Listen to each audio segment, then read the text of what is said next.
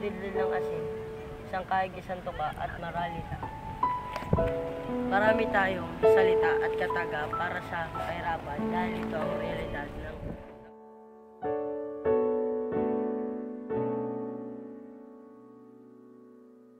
ang kahirapan ay isang pinakamabigat na problema ng ating bansa. Madalas nating sisihin ang maling pamamalakad ng mga pinuno ng ating bansa. Pero sila nga ba ang may kasalanan o tayong mga Pilipino na tamad? Sabi nga nila, katamaran ay katumbas ng kahirapan. Tama sila at tama rin ang mga tao nagsasabing sa gobyerno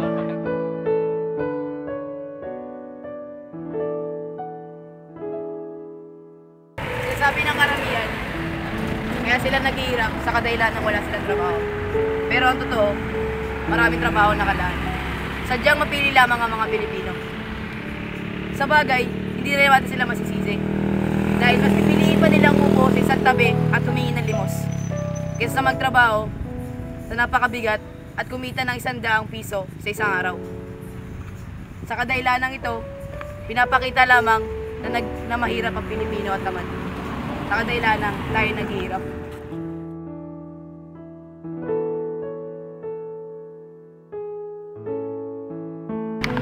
Pangalawa sa mga dahilan ay ang maling gawain ng mga pinuno ng ating bansa. Ang pagbubulsa sa kaban ng bayan. Ang mga pondo para sa pagpapaunlad ng mga mahihirap ay ginagamit sa politiko para sa sarili nilang interes.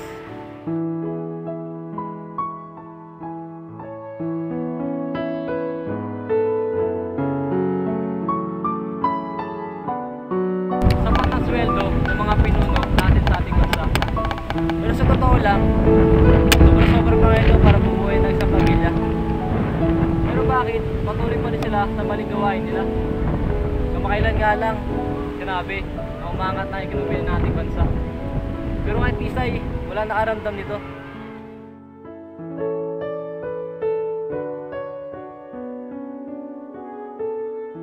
kailangan pa rin pumila ng matagal para lang makabili ng NFA rice.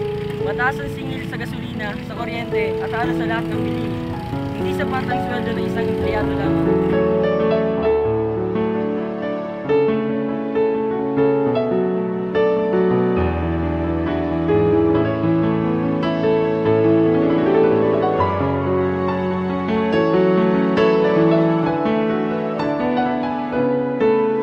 Tungkol sa mga kabataan, limana, sa mga kasada, at underpass, at kung saan pa. Marami na ng parami ang mga taong naghihirap sa ngayon. Kung mapapansin mo, karamihan sa kanila ay mga bata at wala pang alam. Subalit, ang malimos ay mayroon na.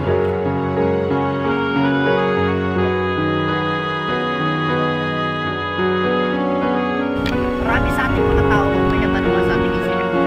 Bakit lalo lumalala ang kahirapan?